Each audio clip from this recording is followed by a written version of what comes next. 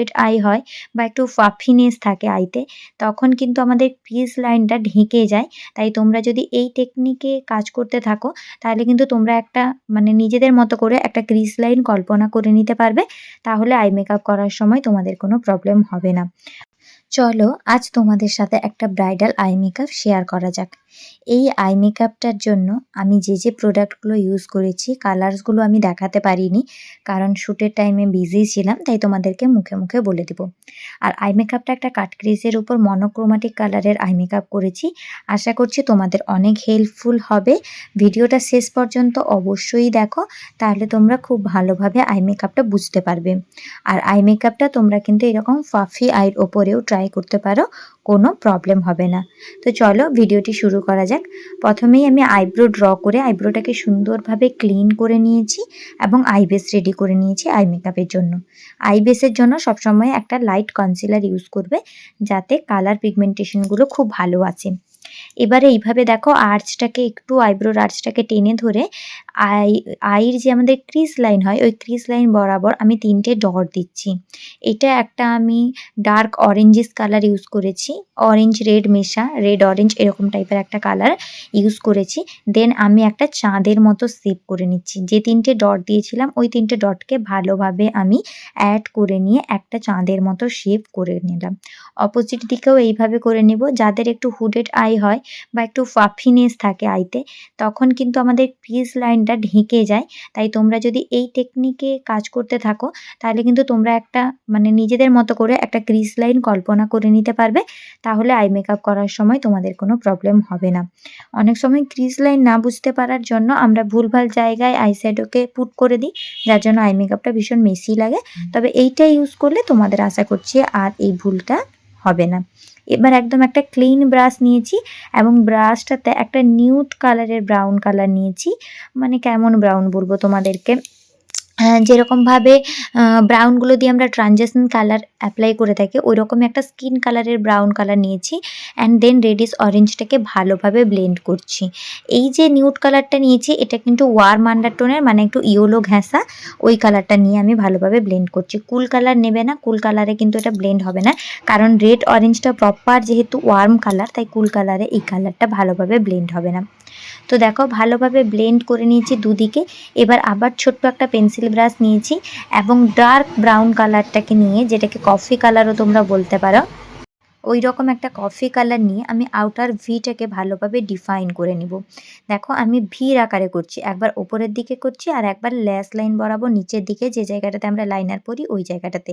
এইভাবে হালকা হাতে কিছুক্ষণ তোমরা যদি স্মাশ করো, ওই জায়গাটাতে খুব সুন্দর একটা ডেপথ চলে আসবে, যার জন্য আই মেকআপটাকে দেখতে খুব ভালো লাগবে।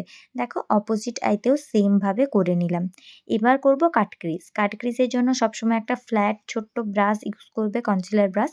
এবার ফেয়ার কালারের কনসিলার দিয়ে আইর কর্নার থেকে ধরে আমরা ক্রিজ লাইন বরাবর কাট করব। ক্রিজ লাইন বরাবর কাট করার সময় কিন্তু নজর রাখবে যেন প্রপার ক্রিজ লাইনটা তোমাদের বোঝা যায়, এদিক ওদিক না হয়ে যায়। যদি তোমরা প্রপার ক্রিজ লাইন না বুঝতে পারো, সেক্ষেত্রে নিচে একটু কনসিলার দিয়ে মডেলকে ওপরের দিকে তাকাতে বলতে পারো, তাহলে তোমরা ক্রিজ লাইনটা পেয়ে যাবে। এবার দেখো যেখানে আমার কনসিলারটা শেষ হয়েছে, ওই জায়গাটাতে আমি যাতে কোনো রকম হার্শ লাইন না থাকে, তার জন্য ডার্ক কালার দিয়ে ভালোভাবে একটু ব্লেন্ড করে দিচ্ছি।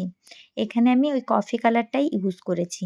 তারপর মিডিলে আমি হালকা হাতে ইউজ করব যে রেড অরেঞ্জ কালারটা আমি ক্রিজ লাইনের জন্য ইউজ করেছিলাম, ওই রেড অরেঞ্জ কালারটা আমি মিডিলে ইউজ করব। এখানে আমি সেই ছোট্ট স্মাজার ব্রাশটাই ইউজ করছি। এটা সুইস বিউটির ব্রাশ। আমার খুব হেল্পফুল হয় এই ব্রাশটা দিয়ে আই মেকআপ করতে।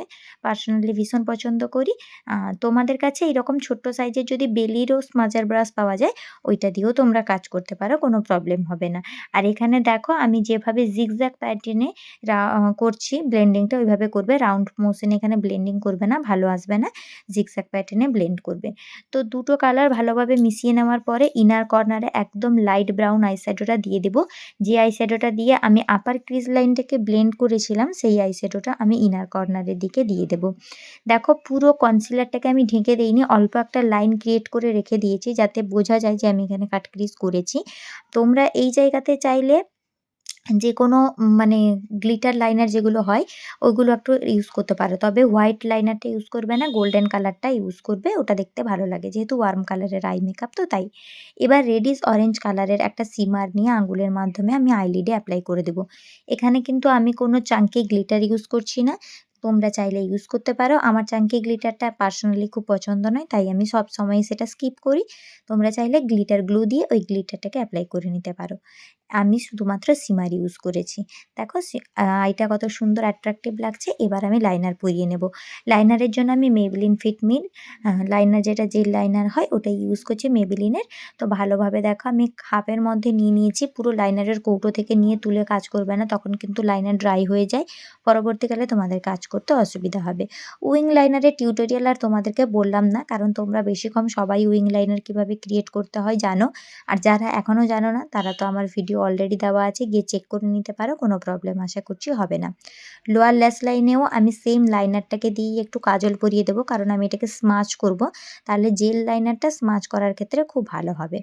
তো ভালোভাবে আমি কাজল পরিয়ে দেওয়ার পরে লোয়ার ল্যাশ লাইনে ছোট্ট একটা পেন্সিল ব্রাশ নিয়ে ডার্ক লাইনারটা নিয়ে ডার্ক একটা কালার নিয়ে নিব। শুধুমাত্র হালকা শ্যাডো দিয়ে আমি এটা স্মাচ করে দেব। মোটা করে অনেক কাজল না পরিয়েও যদি এইভাবে তোমরা শ্যাডো দিয়ে স্মাচ করো তাহলে চোখটা দেখতে খুব অ্যাট্রাকটিভ লাগে। অনেকে কিন্তু মোটা করে কাজল পরতে পছন্দ করে না। সেক্ষেত্রে তোমরা এরকমভাবে শ্যাডো দিয়ে একটু স্মাচ করে দিতে পারো। তাহলে তোমাদের মানে আই মেকআপটা খুব ভালো করে ফুটবে। তো প্রায় অলমোস্ট কমপ্লিট। এবারে তোমরা মাস্কারা লাগিয়ে দেবে। আর যারা ল্যাস পরতে চায় ল্যাস লাগিয়ে দেবে। অনেকেই ল্যাস পরতে মানে পরে কমফোর্টেবল হয় না, তো না পরাতে পারো। কেমন লাগলো আই মেকআপটি অবশ্যই জানিও। ভালো লাগলে চ্যানেলটিকে সাবস্ক্রাইব করে পাশে থেকো। আর নিত্য নতুন ভিডিওর জন্য আমার ভিডিওগুলোকে একটু লাইক করে দিও। দেখা হচ্ছে নতুন একটি ভিডিওতে। টাটা।